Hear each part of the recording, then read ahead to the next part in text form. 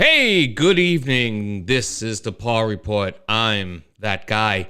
Tonight, we got a lot of good discussions going on tonight. A lot of things happening in the world, but most importantly, it's time for the Paul Report.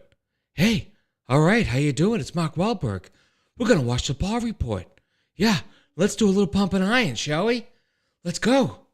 All right, come on, let's go.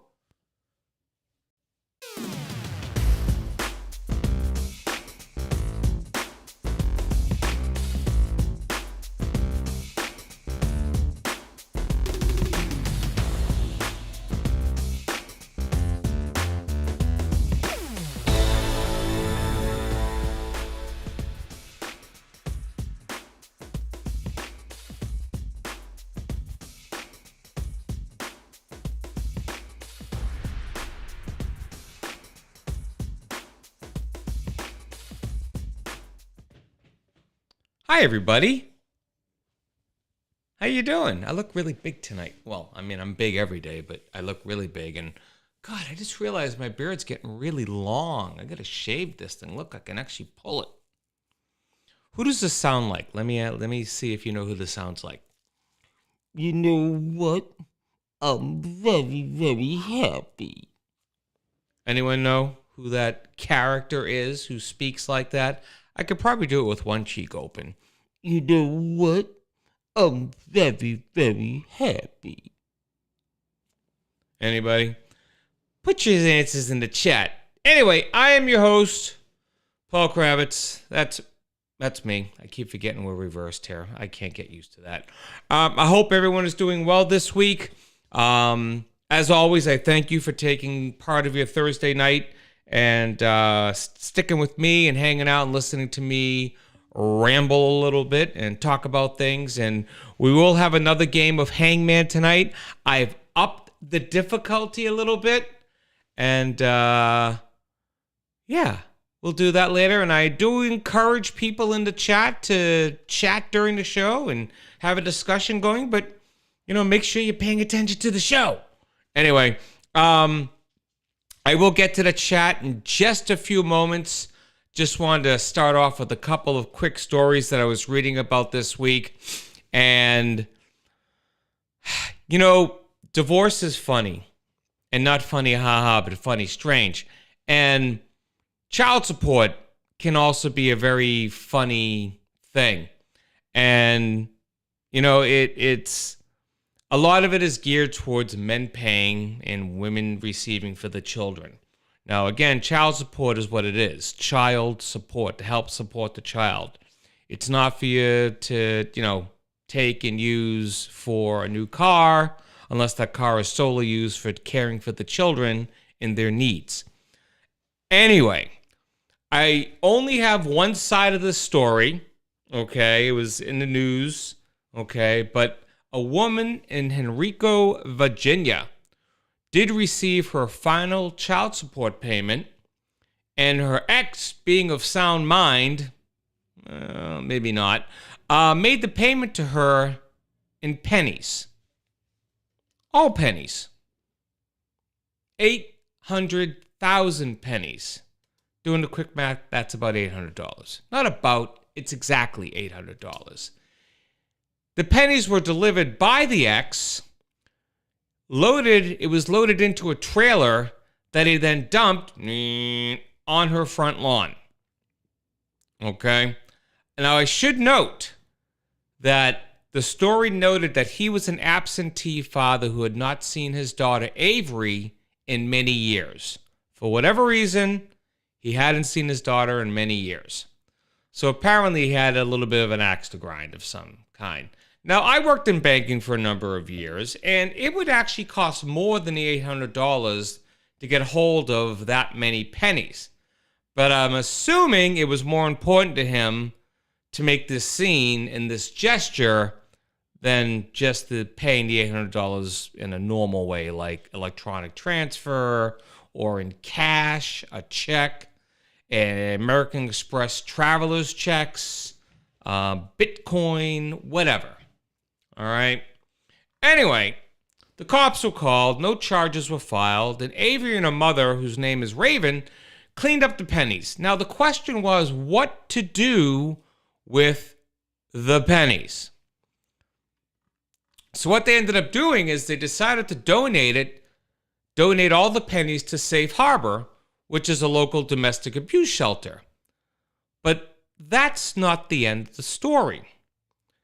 After this broke, the story came out that, this woman, for whatever reason, maybe she was being abused by her ex. Who knows? Again, I don't know. I'm not saying anything about him or her or whatever. But this $800 donation and the story behind it led to nearly $40,000 in donations to Safe Harbor worldwide. Now, I think that's pretty cool that you turn a situation where someone dumps, 80,000 pennies on your front lawn and you got to figure out what to do with them. I think what they did was a very generous thing, and what it led to was more generosity. So they turned some lemons into lemonade. I think that's pretty cool. Alrighty. All right, let me quickly go over to the chat, and we'll see Jen is here. Hello, Jennifer. Michelle was here. I think she might have dropped off, but if you're still here, thanks. Mary, hello, Mary. And hello, Dan. All right, not sure if we're going to have Eddie tonight. Stan is not feeling well. He did reach out to me and wished me a good show, but he was not feeling well, so he will not be joining us tonight. We do hope Stan feels a lot better. Lot better. All right, my camera's in a weird spot here. It's like I'm looking kind of at it, but I'm also looking down. It's kind of strange. Oh, you are still here. Okay, I thought maybe you dropped off. I'm glad you're still here. Being that I have kids in school, I know Michelle has kids in school. What is the deal with swatting? And why is this a thing?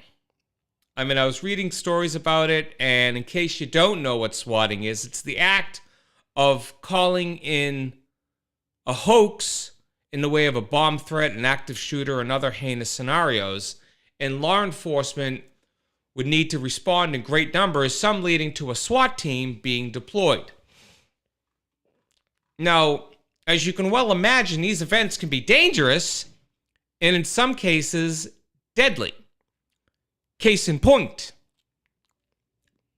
in 2017, a police officer in Wichita, Kansas, shot and killed a man while responding to a hoax emergency call.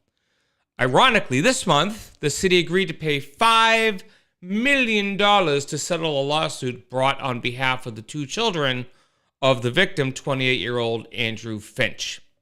So, this week, U.S. authorities arrested a man who lives in Washington State who made more than 20 swatting calls around the U.S. and Canada, prompting real emergency response teams and... Sorry, my eyes went a little wonky there for a second. Prompting real emergency responses to his fake reports of bomb shootings and other threats. Now, this cretin's name is Ashton Connor Garcia. He's 20 years old, and he lives in Bremerton, Washington. Now, he used voice over internet. Is that VoIP? Why can't you just say VoIP? Voice over internet technology that's like saying we use our super high-tech name matching algorithm. It's a phone over the internet. What's the big deal? Voice over internet technology to conceal his identity as he placed the calls last year. And he treated them as entertainment. Sick bastard. Broadcasting them on social media platform Discord. Has anyone ever heard of Discord? I've never heard of Discord. My volume's a little low here. He faces 10 felony counts filed in the U.S. District Court in Tacoma that could bring up to a decade in prison. Yeah. So, I don't know, man. That's kind of... I want to say that something happened at Joel's school this past week that might have been a hoax. I don't know. I'll have to look at there was an email sent out and I glossed over it, but, I I do read most of them. Just sometimes I might be busy doing other things. You know. Entertainment wise, I actually went to the movies last Friday. I haven't been to a movie in forever. It's been a while since I've been to a movie. And I went and saw John Wick 4. I'm not going to give any spoilers, but there were a lot of people killed. Just saying. There's a lot of gunfire. Just saying. I don't want to ruin it for anybody, but there was a lot of gunfire. But really good. I've enjoyed the John Wick series from the beginning. I actually just watched the first one again before I saw the fourth one. Why did I watch the first one? Because I feel the first one is one of the best. And hey, Dennis is here. Everyone, I want you to wish Dennis well. Dennis had surgery on his elbow yesterday, and he hasn't been in pain yet, but that's because he's still all pretty numbed up. So just wish Dennis well and hope that the pain doesn't reduce him to a crying puddle of muck. How's that, Dennis? That work? It was epic. It was a great movie. And I particularly enjoy reading the behind the scenes of this movie and how they approached it as far as creating it, and the rehearsals that went into it, the prep that went into it. It really is quite amazing that a movie with that kind of action, that kind of style, that kind of, lack of a better phrase, body count, and it comes in lower than a rom-com movie budget-wise. I think it's amazing that they were able to do that, and they've created this style of movie making that spends more time in prep than they do in actual filming. They spend a lot of time and money getting all the people who need to be there for the rehearsals. Because I understood what I ended up understanding from the article is that a lot of times they'll come in and use like a skeleton crew to set up the stunts and do all the rehearsals and practice and all the stuff. Then they bring in other people to actually do them. And then they have like camera people, like a few camera people come in, and then when we're actually shooting, they bring in different camera people, so they don't know what the hell they're doing. This production went and spent a lot of money in the beginning so that when they're shooting, things would go a lot smoother and a lot easier because they practice it with the same people that they're actually shooting it with. So I thought that was a pretty interesting article to read regarding John Wick 4. So yeah. I thought that part of my show would take a lot longer, but apparently it didn't. So normally at this point, I'd be going into, well, at this point of the information, I would be going into my topic for tonight, but I can't do that at 9:15 because I'll be done in 15 minutes. So what should we do? Any guesses? Let's play Hangman! Okay, let's play Hangman. Want to play Hangman? I want to play Hangman. Let's play Hangman. Okay. I'm going to get the Hangman thing out. While I'm setting this up, let me ask y'all, how has your week been? How are things going? I know it would be an easy target to talk about the indictment today, but I just want to steer clear of that. I don't want to talk about it. I don't want to muddy my waters because I've been doing fairly well without politics in my life. And so, but I want to know how your week's going. And Frank O'Connell. The Equalizer was a fantastic movie as well. And a lot of it was filmed here in Boston. So, Frank, I am very happy that you stopped by. Thank you so much. I do appreciate it. I'm a lot older than the last time you saw me. Like, how many years? 15, maybe? Yeah, maybe longer. It was like 2006. So, 2016. Yeah, about 5, 6, 7, 17 years. That's cray-cray. All right, let's get into the Hangman, and we'll see how we can do. Got a lot of people here, a lot of people playing. Let me set this up because, you know, who does show prep? Let's see. All right, it's here. Let me push a button. Oh, actually, you know what? Before I do that, because Frank's here, in honor of Frank, I want to play this former promo that they're not paying for it anymore, but I figured because Frank's here, he would get a kick out of this. So let me just play the promo. It kind of sells itself. Hi guys, it's Gerald Porschman here. You know, in 1861, the Dickens Beverage Company has been producing some of the best wines we have grown to love, including Chardonnays and sparkling wines. Hey, Frederick von Dickens has now introduced a brand new cider that's been around for years, but is gradually making an impact on the global market. And it started right here on the Gold Coast. Dickens is slowly winning the taste buds of millions of cider drinkers from right around the world. And after sampling just one glass, I was hooked. I knew the ciders have been around for a while, but I just couldn't wait for my girlfriend to try a Dickens cider. When she arrived home from work, I told her to close her eyes, and before she knew it, I surprised her with a Dickens cider. I'm sure that there are many men out there who know of a woman that may be suffering from a debilitating migraine that could really benefit from a Dickens cider. So I'm urging all men to turn to their womenfolk and ask, when was the last time they had a Dickens cider? I can't begin my day until I've had a Dickens cider. There's nothing better than waking up to a good old Dickens cider. My girlfriend loves Dickens ciders. My sister came to stay with us for a month, and my husband couldn't go a day without the Dickens cider. My girlfriend loves a Dickens cider. My mum loves a Dickens cider. My sister loves to wake up in the morning with a Dickens cider. I'm a bit young, but I would love to try a Dickens cider. So there you have it. For over 150 years, Frederick von Dickens has developed a beverage that literally brings women to their knees. So fellas, for the sake of the economy, get a Dickens cider.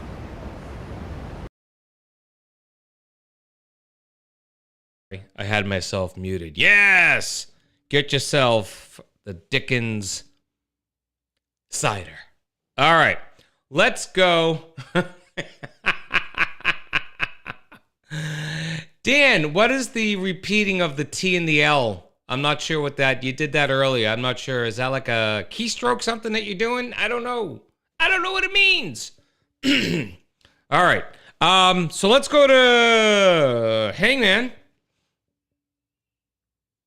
Oh, it would be nice if I plugged the cable in. That would be good. Can't take me anywhere. Good Lord. All right, let's go back. Oh, there it is. Okay, and we're back. All right.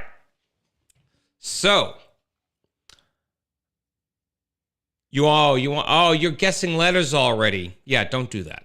I'll have to come out to California and smack you around a little bit. All right. You gonna smack around my little brother? You're gonna smack around my little brother? What? He's banging cocktail waitresses 2 at a time. Okay. The hint is, let's see, it's supposed to be an A. A sticky situation. A sticky sit-you. All right? 6 letters. And begin. Oh, let's get some music out here. All right, here we go. 6 letters, a sticky situation. Dan, do you really want me to use those letters? All right, Jennifer with an O. There is an O. All right, here we go.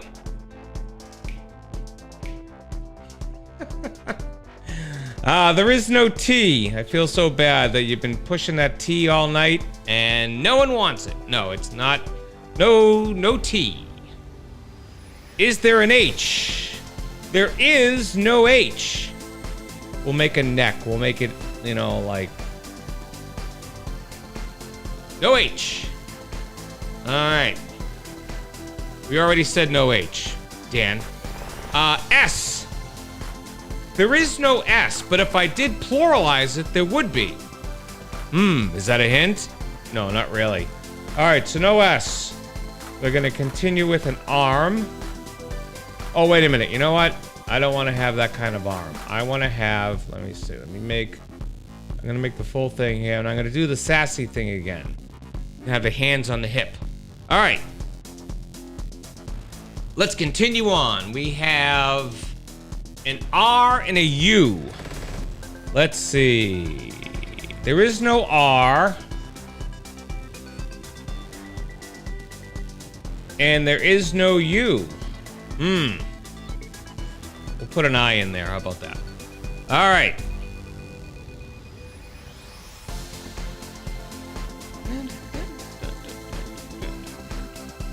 All right. Plenty of letters left to guess. And still several vowels left to pick, too. So, come on, people. I'm dancing in my chair, drinking my seltzer. Yeah. Something happened. Is it people just not guessing? Is my chat slowed down? Oh, wait a minute. There is an L. I didn't see that, Mary. No L. No L. Let's make another I. E.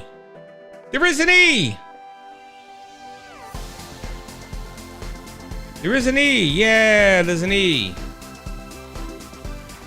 All right.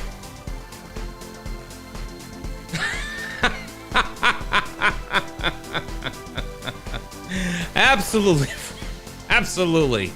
A lot of clear thinking comes from that. Very clear thinking.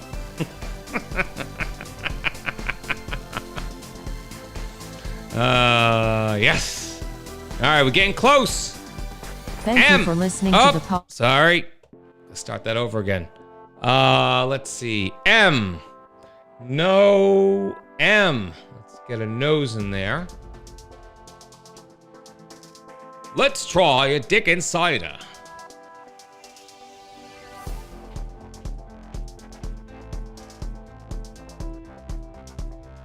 Dan with the W. There is a W. Scratch that off. Okay. Holy crappage, there is a C. It's a race to the finish. Dun dun dun dun dun dun dun dun dun. Dun dun dun dun dun dun dun dun dun. It's not wordless, because it is a word. And it's not cowbell. No, not cowbell. Guys, you have a dynamite sound, but you're gonna want that cowbell. Come on, 2 letters left. What could it be? What could it be? It's a sticky situation. Mary for the win. There it is. It's a cobweb. Excellent job. Excellent. Excellent. Alrighty. Yeah. All right. Mary, forgive me, but if I don't give Dan some partial credit here, he's probably gonna lose his shit. So, Dan, you win half the prize. Right. Rico, welcome to the show. Alrighty. Oh, excuse me. I burped. All right. Credit for lag. That's what I'm saying, Dan. I'm giving you credit for the lag. I mean, you should have a high-speed internet at home. Something that gives you at least 800 down. Mary, you're so gracious for sharing the win. You really won. Don't let Dan know, but we're just letting him think that he has part of the prize. All right. Excuse me. All right. Well, that was fun. And again, you know what? I'm going to play the promos real quick because I just got to run and make sure the dog isn't dead in the other room. So let me run the promos real quick. Please, please, please stick around. You'll be right back. You're listening or watching The Paul Report. see here. Come on now. All right. There we go.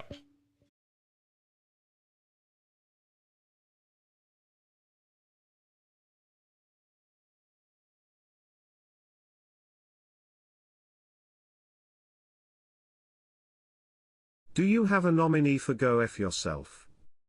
Email thepawreport@gmail.com. The Paw Report will return in just a moment. God help us all. Hi, my name is Janice, and you're listening to The Paw Report. Good choice. You're listening to The Paw Report, and that's on you. Hi, I'm Sarah Kravitz. You're listening to The Paw Report. Good luck. Hope you have a good day. You can listen to Radio Irregardless with Mark Scalia. It's your non-standard blend of irrespective and regardless. It's a hodgepodge of who knows who and who knows what. You're damn right, Wednesday Dan, it night didn't. At 9 p.m. Radio Irregardless with Mark Scalia. Hi, this is Paul, and you're listening to the Paul Report. You know, it's kind of sad when you have to do your own promos. And yes, we are back. The dog is nowhere to be found, and no, the dog is like 12 or 13 years old, so it's like your grandmother having a Dickens cider. It's just not going to happen, really. Sorry, great-grandmother, because grandmothers these days can be 40 years old. Let's be honest. So, or younger, actually. Oh my God, I'm going into the story from when I was like 21 or something. But years ago, when I was 21, which was, 30 years ago? 30 plus years ago? Was it AOL or something? But I met a girl I thought was a girl. I think this was one of the first, what do they call it? Oh, Lola's with you. Okay, cool. One of the first instances of catfishing, I think, because she was a girl. She said she was a girl. And then we met up, and she was a woman, okay? And a woman of 35 at the time, and she was a grandmother at 35. And all I could think about at that time was, how can I turn this into comedy gold? Because I was doing comedy at the time. And I'm thinking, what if through some weird cosmic event I ended up marrying this woman at my age I was at, like 21, 22? That would make me a step-grandfather at the age of 22. I mean, I kvetch. Don't get me wrong. I can kvetch, but I didn't develop my kvetching, until much later, because that's what happens over time with Jewish men. You develop your kvetch over time. You start off small, and you get a little bigger. Next thing you know, you're sending soup back at the deli because it's not hot enough. Ugh! I hadn't even got my chach down yet. So, yeah. So grandmothers can be really not any age, but yeah, they can definitely. She definitely.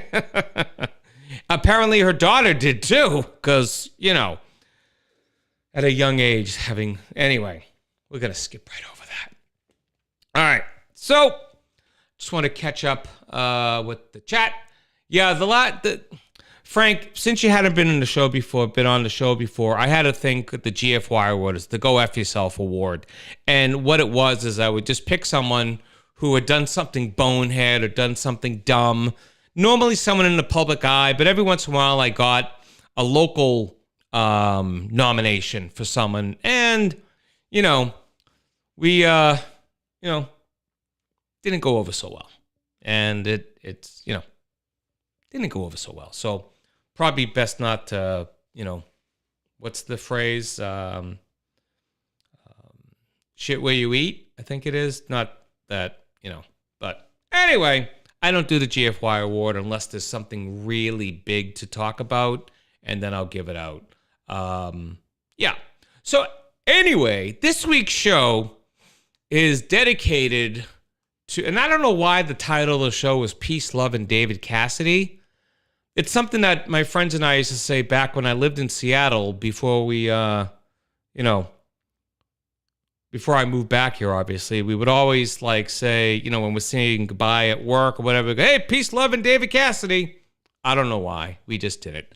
So the topic for tonight is all about something called the spotlight effect. Now, I'll ask first, and then I'll start talking about it, but has anyone ever heard of the spotlight effect?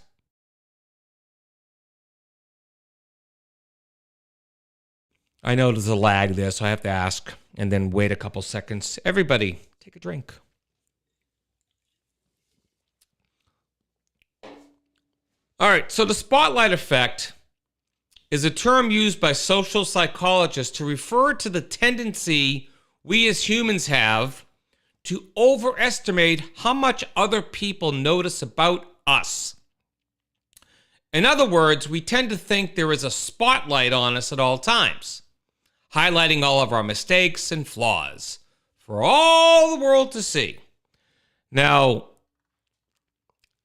I, amongst millions of others, have felt this.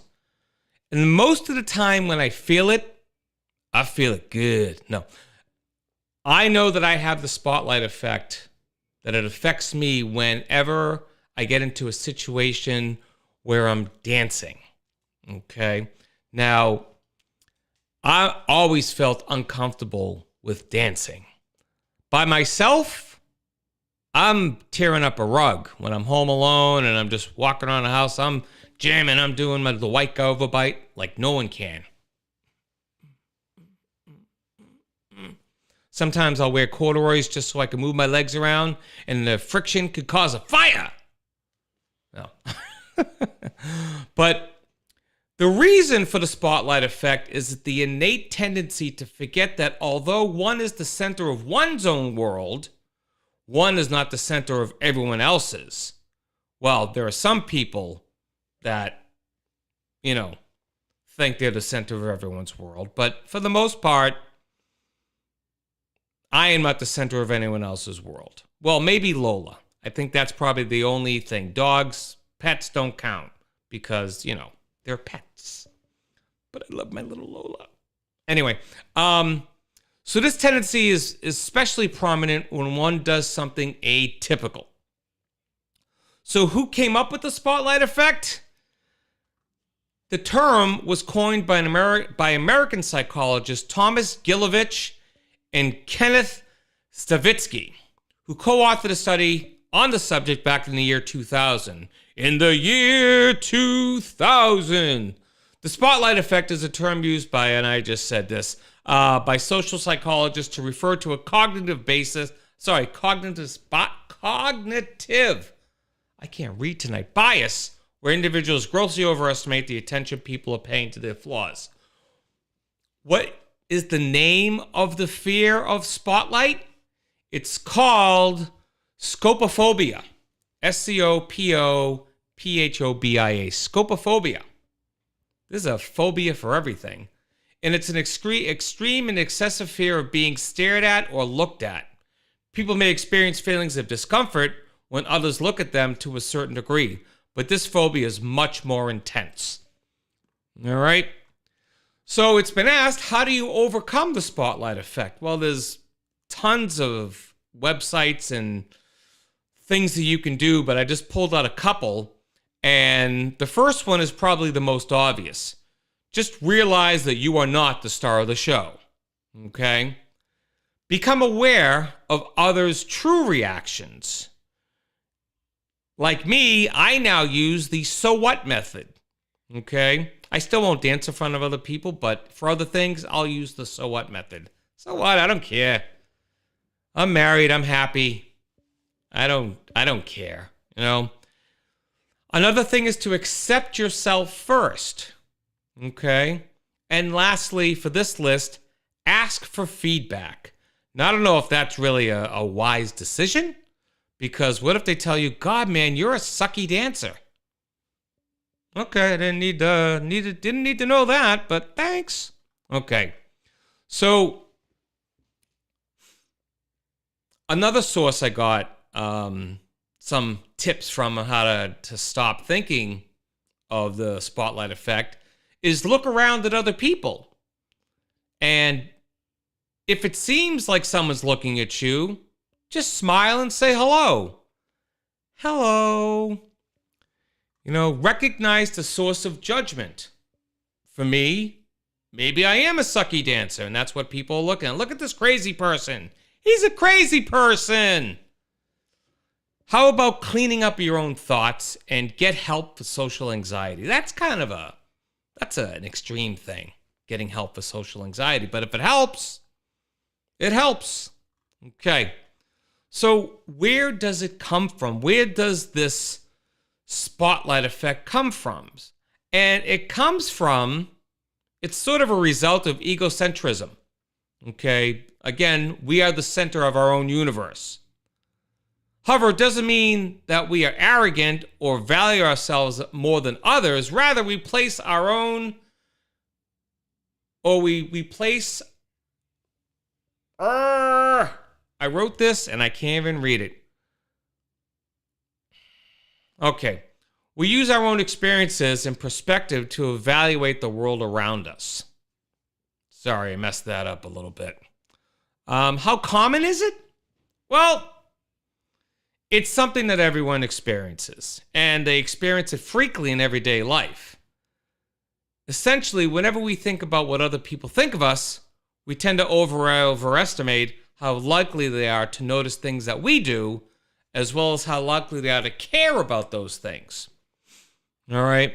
Now, there was a study done by the two psychologists I mentioned, and what they did is that they took a person, and no lie, they were in an area where they put a t-shirt on a person, okay? And the t-shirt was a Barry Manilow t-shirt. No lie. Apparently, Barry Manilow in this scenario was very unliked, or not very well liked, okay? And they walked around this college campus with the Barry Manilow shirt, okay? And they were observed by whoever was leading the study. And when they got back to debrief this person walking around, they asked him, how many people do you think looked at you? And they gave an astronomical number, like hundreds, they said. I lost count, they said.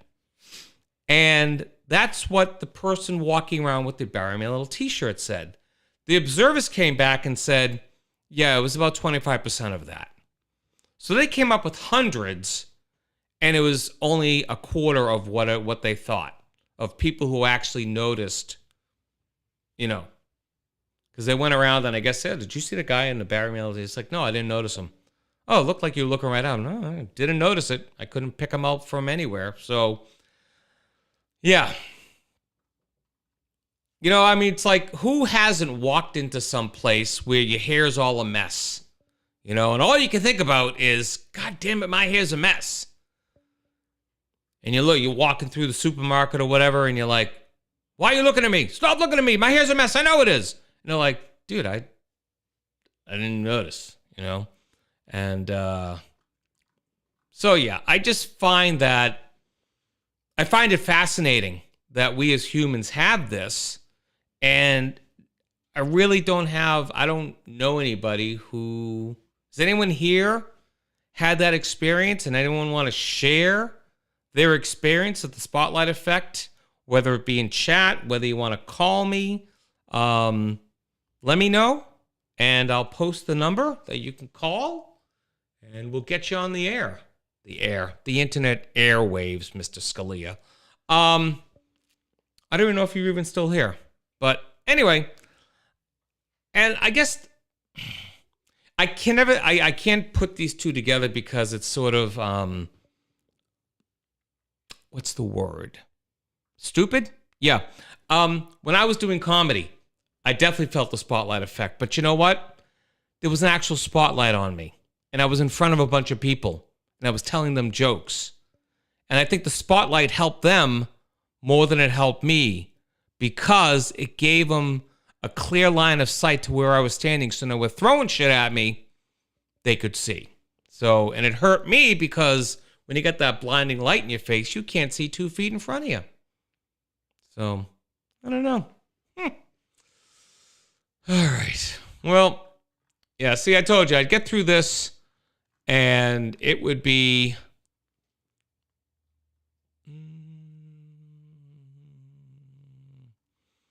Oh, there's another study that was done I'm reading about.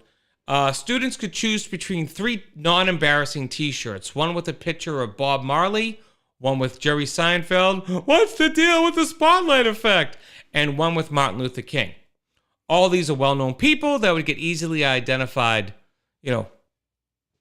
So again, the students wearing the shirts estimated that 50% of the room would notice and recall the shirt. In this study, less than 10% of the people were actually able to identify who was on the shirt afterwards. 10%. And this is in a room, a closed area, and people couldn't tell you who was on the shirt. So while we're out here worrying about what others are noticing about us, in reality, most of them aren't. People don't care. And it's because they're preoccupied thinking about themselves or something that they're doing. Or maybe they're having the spotlight effect and worrying about, people looking at them.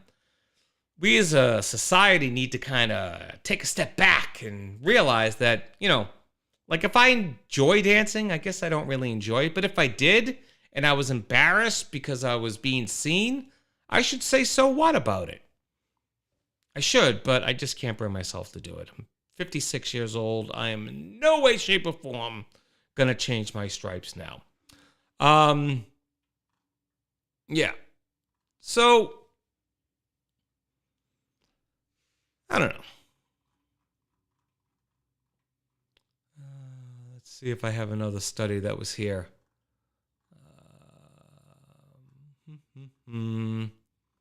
Oh, this is fascinating. Or at least I think it is. So researchers at University of Sydney discovered that when your brain is unsure of what you're seeing, it tells itself someone is looking at you and perhaps even passing judgment. So your brain is kind of causing some of this. And Colin Clifford, who is a professor of psychology at the University of Sydney, said judging if people are looking at us may come naturally, but it's actually not that simple. Our brains have to do a lot of work behind the scenes to make this happen. So our brains determine if someone is looking at us by figuring out where their eyes are pointing and the direction of their head. But without all the necessary information, the brain fills in the blanks using information from prior experience, like me on a dance floor and everyone looking at me. Now, to kind of, I don't know what the word is, kind of fill in the blanks as to why I have this thing about dancing. And I love my brother. He's a good guy. All right. But my brother used to make it such a, I'm going to burn my F-bomb, by the way. He used to make it such a big fucking deal when I got on the dance floor. He would start yelling, "Hey, look at Paul. He's on the dance floor. Yeah." And I would immediately be like, and I'd walk off. Like, I don't need people calling attention to me more than my brain is already doing it. So, back to the story. Researchers tested this whole thing about the brain by creating images of faces and asking test subjects where they believed the people pictured were looking. They intentionally made it difficult to determine where the figure's eyes were pointing. The test subject's brain made a lot of assumptions during this test. It turns out that we're hardwired to believe that others are staring at us, especially when we're uncertain. So gaze perception doesn't only involve visual cues. Our brains are generating assumptions from our experiences and match them with what we see at a particular moment. So it's weird, man.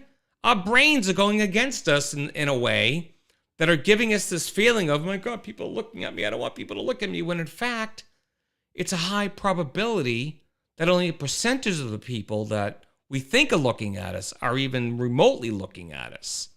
So this study, which was published in the Journal of Current Biology Trusted Source, concluded that the adult nervous system incorporates prior experiences with information about a person's gaze and applies it to a situation it's unfamiliar with. And your brain does this every single day outside in the world, especially when it's hard to see someone's eyes, like at night or when a person is wearing sunglasses. And I guess the top level thing is, why do we worry about other people staring? You know, I mean, granted, in this world, I guess we have to worry about people staring, but there are plenty of reasons to worry about whether or not someone is looking at you. After all, fear and vanity are both important elements of the human psyche. Okay? Like children with autism, for one thing, on the one hand, are less able to tell if someone is looking at them, whereas someone with social anxiety constantly fears that others are staring. Okay? Direct gaze can be a signal of dominance or a threat. And if you perceive something as a threat, you would not want to miss it. Okay? So assuming that the other person is looking at you may simply be a safer strategy. Right? Right. When someone looks at you, it may also be a sign that they want to communicate. So your body goes on alert, anticipating interaction. Fascinating. Fascinating, Captain. Babies, the researchers said, prefer it when people gaze directly at them. Lola's back. So Professor Clifford's team wanted to further explore whether this behavior is learned or innate. And then I couldn't find a follow-up study on that one on the babies. But for just for now, I guess my parting thought is just remember, you're not being paranoid. You're just simply built that way. Unless people are really after you, and then you're fudged. So there you go. All right. Well, there has been no chatter. Nothing going on. I would love, because I don't feel anyone looking at me right now, and I feel kind of uneasy about this type of show and people aren't looking at me. Really, only felt that from 7th and 9th grade. So junior high, you had the spotlight, but you haven't felt it since then? That's interesting. And I'm not going to say anything, you know, I mean, you are an introvert, so maybe you're just not noticing the people around you as much as another person would, like an extrovert like me. That could be a possibility. I got to tell you a little story about my wife. She's so cute.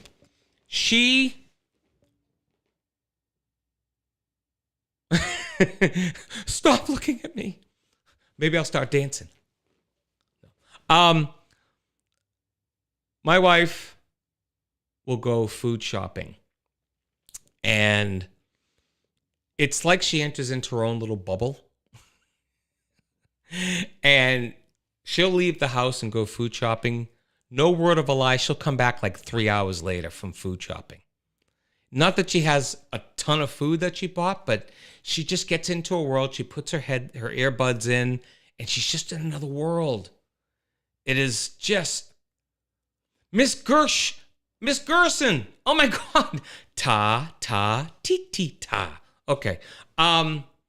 Yeah, I mean, she just enters into her own little world, and I think it's so adorable. And then she'll ask me, do you want to go shopping? You want to go food shopping with me? And as much as I love to spend time with her, I have to turn around and go,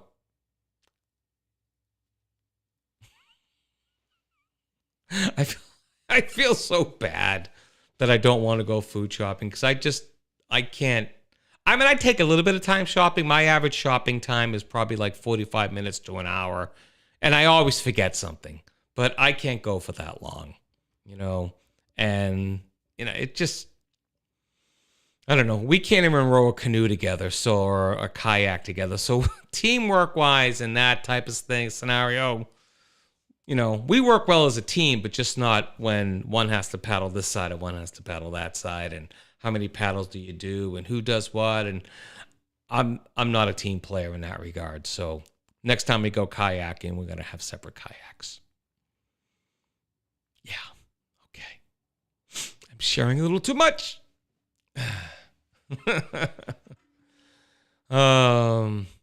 So Dan, do you want to tell your story about Miss Gershon and how she gave you the spotlight effect? for you to elaborate on that. I thought I saw. Oh, Mary said she was all staring at me. Yeah, that's all good. I want you staring at me. I want you to check out my pretty face. Look at my pretty face. Oh, wait a minute. Someone's come back. Lola, come here, poopy. Lola's going back to her owners tomorrow, and I'm so sad. I am so sad she's going back tomorrow. I just, Lola, come here. I have to show you off. Could you come here? Don't look at me like that. Don't look at me like that. Come over here. Come hither, please. Please. Please. All right. All right. You know, earlier today, what kind of time do I have? I had a little tit for tat with our friend. I can't say his real name, so I'll just call him Melvis. And he said something to me that he says, you'll be begging me for something. We were arguing on Facebook. And I said, I gave a response, and then I came back afterwards and says, I don't beg. And he laughed at that. He gave me the laughing emoji. And I do want to stand corrected. I do want to say, you know what? I do beg. I do beg for this dog to come over to me when I call. Why? Because I love this dog. This dog is just awesome. Lola, can you come here, please? Please? Please don't look at me like, my God, she's got this face on. She made you sing potatoes, sing about potatoes. Why would she make you sing about potatoes while you're typing that in? I remember Mary, you can help me with this. We did a play in some grade, maybe 6th grade, 1776, and it was a singing play. And I didn't want to audition for anything, okay? Didn't want to audition for anything. And my wife is going to get a kick out of this. So they're going around the room and they're asking us, you know, whoever wants, let George do it. That's what it was. Absolutely. That's right. That was the style of the day or something like that. I remember that one line. So we went around the room and they have all the boys singing for the lead role. And they're like, okay, Paul, how about you? I'm like, no, thanks. I really don't want to do it. I didn't want to do it. Was it 3rd grade? Really? Was it that early? I could have sworn it was later than 3rd grade, but I don't disagree with you. I don't remember exactly when it was, but I'm like, I really don't want it. My voice hasn't changed yet, and I really don't want to sing it. They said, no, Paul, just go ahead and sing. Go ahead and sing the part. And I sang it, and all I can remember is everyone looking at me, literally looking at me with their mouths open. And because, see, I seem to remember it being 6th grade as well. Because I couldn't imagine in 3rd grade I would have even, like, I would have been like Prince. I would have just cowered behind something and peeked out every once in a while. But everyone looked at me because apparently I did a good job of singing. And, yeah, so, I mean, but again, spotlight effect. Everyone's looking at me. I never had any confidence in my singing ability. Again, when I'm alone, I can really sing a mean Johnny Cash version of Hurt. So, yeah. So does anyone remember, because I do, who got the lead in that play? Does anyone remember? The bicentennial was when we had to take a picture with the Liberty Bell between our hands in the individual pictures that year. We had to hold a bell. So does anyone remember who got the lead role in Let George Do It between Dan and Mary? Because no one else was really there. So I remember for some reason why I have this god-awful information in my head. Well, god-awful, useless information in my head. I mean, if there was ever a trivia night and they came up with this question, I would have the answer. You are right, Dan. You also have useless information in your head. It was Danny Myers. That's right. So, go figure. So, but I could have stolen a role from Danny Myers, the popular Danny Myers. So popular, in fact. It wasn't Eddie Zenga, no. Eddie was Eddie gone by 6th grade? No, I think he left. Didn't he leave like after 6th grade? Oh, Miss Godfrey, yeah. She was a rough one. She was rough like your mother likes it, Trebek. Yeah, this is getting out of control. Where is Eddie tonight? That's what I want to know. I don't think it's fair. Eddie should leave us like this.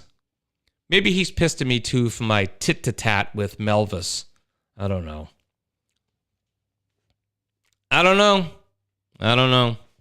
But I tried to stay clear.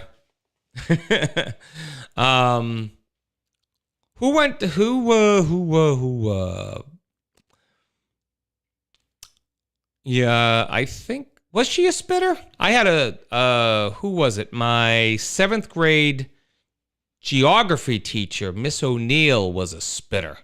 She was like Old Faithful. She was like, so, and she would be like, so let's look at our maps. And, but God rest her soul. I'm sure she is no longer one of the living. My guess is she was still older than me than I am now when she was teaching. That's just my guess. So that was 40 some odd years ago, which means she would be well over 100. Anyway. All right. So this week, I want to thank you all for coming. I'd read through all your names, but we did have a lot of great people here tonight. A lot of fine people here. I got to say, I love when people show up. It's great. A man came up to me, big guy, huge guy, had 8,000 pennies in his trailer, dumped them on my lawn, says, Mr. Trump, with a tear in his eye, this is my donation to your defense fund, because I know you don't pay your lawyers. Oh, we love lawyers, don't we, people? Don't we? All right. So that's it. That's the show. I hope you have a good week. Thank you all for enjoying the conversation. Thank you for walking down memory lane with the title of Let George Do It. I couldn't remember it. I thought it was 1776, but that was just when it happened. But Let George Do It was, in fact, the name. Thank you, Mary.